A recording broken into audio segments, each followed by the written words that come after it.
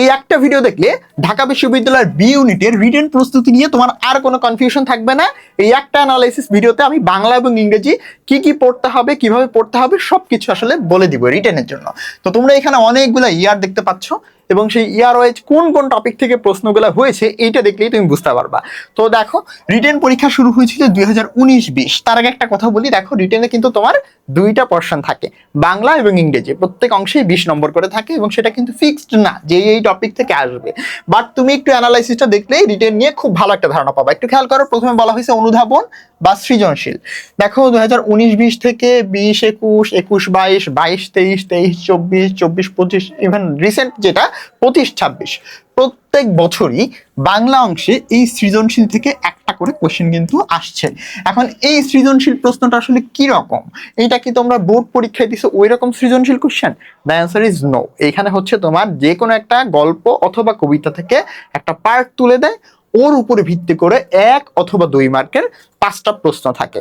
যদি 1 মার্কের 5টা প্রশ্ন থাকে তাহলে এই সৃজনশীলে তোমার নাম্বার হচ্ছে 5, যেটা আগের বছর আসছিল। যদি 2 মার্কের কোশ্চেন আসে 5টা, তাহলে নাম্বার হচ্ছে 10। তো ব্যাপারটা কিরকম আমি তোমাকে বলি। ধরো অপরিচিতা গল্পের একটা নির্দিষ্ট অংশ তুলে দেওয়া হলো, ওই অংশের ভিতরে যেই কয়টা লাইন তুমি দেখতে পাচ্ছ, ওই কয়টা লাইনের উপরে ভিত্তি করে কিছু ক্রিয়েটিভ কিছু ওর ভিতর থেকে এরকম, ওই যে ইংরেজিতে তোমরা যেমন 2 মার্কের কোশ্চেন আনসার করতো না, ওই রকমই কোশ্চেন আসে। 5টাও আসতে পারে, সেগুলোতে 5 নম্বরও থাকতে পারে কিংবা 10 নম্বরও থাকতে পারে। সো তুমি ধরে রাখতে পারো তোমরা হচ্ছে এই যে যারা 26-27 পরীক্ষা দিবা বাংলা অংশে, তোমার হচ্ছে অবশ্যই এই সৃজনশীল প্রশ্নের উত্তর করতে হবে। তো এবং এইখানে আরেকটা বিষয় আমি অ্যাড করি, সৃজনশীল প্রশ্ন তোমরা উত্তর করার জন্য কোন অংশটা বেশি গুরুত্ব দিবা? মূল বইটা তো অবশ্যই বেশি গুরুত্ব দিবা, পাশাপাশি প্রবন্ধ যেগুলো আছে তোমাদের সিলেবাসের এবং তোমাদের আগের ইয়ারের সিলেবাসের এবং পরের ইয়ারের সিলেবাসের মধ্যে যে প্রবন্ধগুলো রয়েছে সেই প্রবন্ধগুলো ভালো করে পড়বা।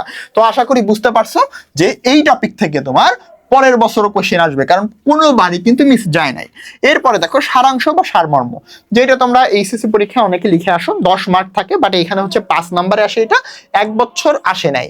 আর বাকি 6টা ইয়ারে কিন্তু সারাংশ কিংবা সারমর্ম এই বিষয়গুলো কিন্তু পরীক্ষায় আসছে। মানে তোমার একটা কবিতা অংশ তুলে দেয়, ওইটাকে বলে সারমর্ম করতে, বা গল্পের একটা অংশ বা একটা গদ্যাংশ তুলে দেয়, সেইখান থেকে বলে ওইটাকে সারাংশ করতে। এখানে 5 নম্বর বরাদ্দ থাকে। তো তুমি ধরতে পারো যে এই দুইটা টপিক তোমার রিটেনে আসবেই। তো দেখো, মূল বই ভিত্তিক সৃজনশীল প্রশ্নের উত্তর 1 বা 2 মার্কের এবং সারাংশ সারমর্ম, এই দুইটা যদি তুমি ভালো করে পড়তে পারো, তাহলে কিন্তু তোমার বাংলা নিয়ে আর কোনো কনফিউশন থাকবে না বা কোনো টেনশনই থাকবে না যে আসলে বাংলায় রিটেন আমি কি করব। কারণ দুইটা টপিক যখন তোমার কমন পড়ে যাবে, যেটাতে মিনিমাম হচ্ছে 15 বা 10 নম্বর চলে আসবে, তো তোমার পরীক্ষা কিন্তু অটোমেটিক্যালি ভালো হবে। এরপরে আর একটা টপিক যেটা থাকে, সাধারণত একটাই আসে, তো একটার ক্ষেত্রে কয়েকটা টপিক তোমাকে পড়তে হয়। মেইন টপিক হচ্ছে সৃজনশীল এবং সারমর্ম। এই যে টোটাল 7 বার আসছে, এটা হচ্ছে টোটাল 6 বার আসছে। এই দুইটা টপিকের পাশে বাকিগুলোকে আমি বলি পার্শিয়াল টপিক হিসেবে তোমাকে জানতে হবে। দেখো তো কি আছে, অপপ্রয়োগ বা শুদ্ধ প্রয়োগ। হ্যাঁ, অপপ্রয়োগগুলোকে তোমাকে শুদ্ধ প্রয়োগ করতে হবে। তো এইটাও কিন্তু বেশ কয়েকবার আসছে। দেখো এই সালে 20-21 একবার আসছে, 22-23 আমাদের বারে একবার আসছে এবং তোমার 25-26 একবার আসছে। পরের বারও কিন্তু চলে আসতে পারে। এখানে কি থাকে, তোমার একটা ছোট্ট প্যাসেজ অথবা হচ্ছে 5টা লাইন দিবে, যার মধ্যে ভুল আছে সেই ভুলটাকে তোমাকে কারেকশন করে লিখতে হবে। এইচএসসি পরীক্ষায় তোমরা যেমন বাক্য শুদ্ধিগুলা লিখে আসো, ওইগুলো পড়লেই দেখবা যে কমন আসতেছে। তোমার বোর্ডের কোশ্চেন থেকেই ম্যাক্সিমাম সময় কমন আসে এই বাক্য শুদ্ধিগুলা, ঠিক আছে? তো এটাও কিন্তু মোটামুটি বেশ ইম্পর্টেন্ট, এটাও তোমরা শুরু থেকে প্র্যাকটিস করবে। এবং আরেকটা বিষয় সেটা হচ্ছে ভাব সম্প্রসারণ, যেটা থেকে 2 বার কোশ্চেন আসছিল। সো এই ক্ষেত্রে কিন্তু আমি তোমাকে বলে দিই, ভাব সম্প্রসারণ যে তুমি অঢেল লিখতে পারো, লুজ নিতে পারবে এরকম কোনো স্কোপই নাই।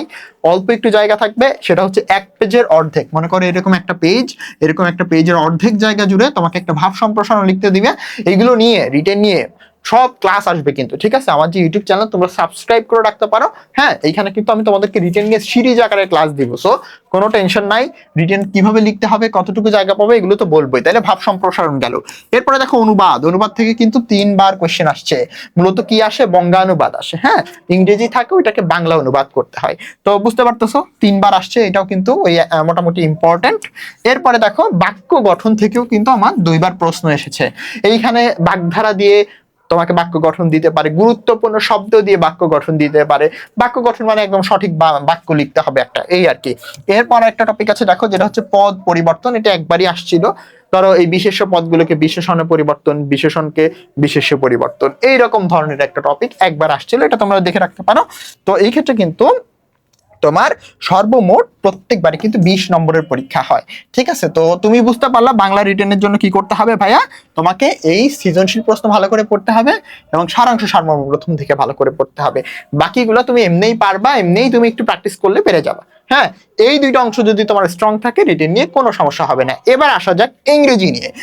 ওই যে বাংলায় যেমন তোমার সৃজনশীল প্রশ্ন আসতেছিল, ইংরেজিতেও কিন্তু একই রকম একটা টপিক থাকবে, সেটা হচ্ছে সৃজনশীল কোয়েশ্চেন না প্যারাগ্রাফ। হ্যাঁ, এখানে কোয়েশ্চেন না, এখানে হচ্ছে প্যারাগ্রাফ।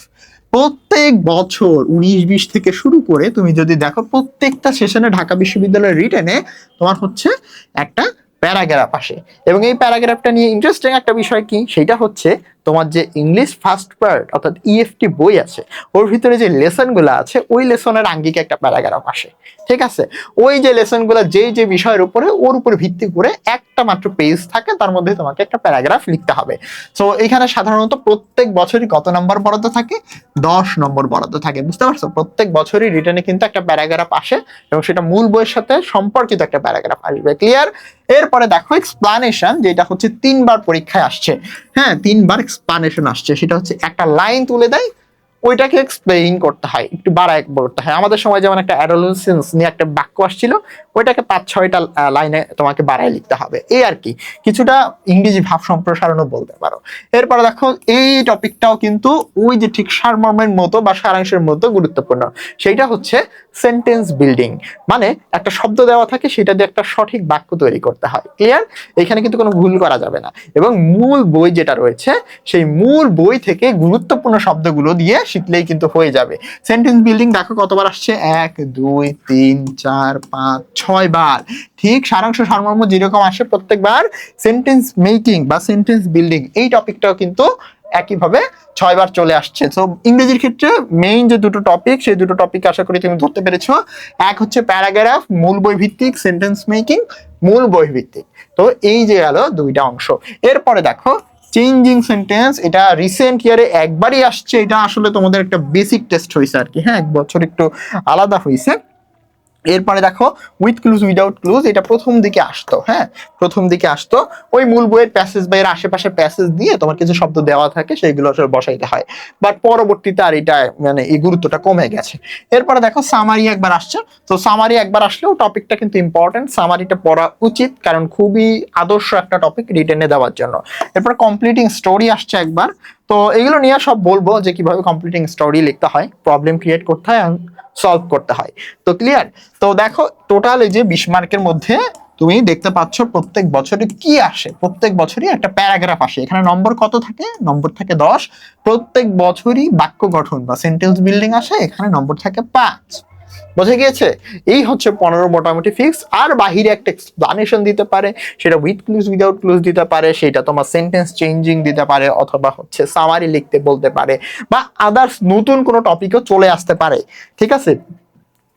তো এখন আমি যে বিষয়টা তোমাদেরকে বলতে চাই, রিটেনের মূল লক্ষ্য হওয়া উচিত কি, তোমরা যারা প্রিপারেশন স্টার্ট করতেছো, তোমাদের জন্য মূল লক্ষ্য হওয়া উচিত প্যারাগ্রাফ জায়গাটাকে অনেক বেশি স্ট্রং করা। এটা কিন্তু কমনের ব্যাপার না, হ্যাঁ, নিজের যে দক্ষতাটা বাড়াইতে হবে। এবং সেন্টেন্স বিল্ডিং এই জায়গাটা অনেক বেশি স্ট্রং করা।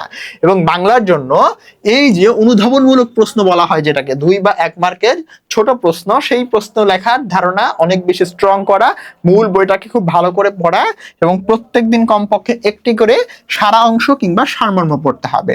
তো আশা করি তোমাদের যত কনফিউশন ছিল যে ভাই রিটেনের জন্য কি পড়তে হয়, কোন টপিকগুলো পড়বো, এত এত টপিক, বা ঢাকা বিশ্ববিদ্যালয়ের প্রশ্ন খুব কঠিন হবে রিটেনে, হ্যাঁ, তো আমি সেজন্য কিভাবে পড়াশোনা করতে পারি, খুব কঠিন হবে না। তুমি প্যারাগ্রাফ শিখো, সেন্টেন্স বিল্ডিং শিখো, অনুধাবনমূলক বা সৃজনশীল প্রশ্ন লেখা শিখো।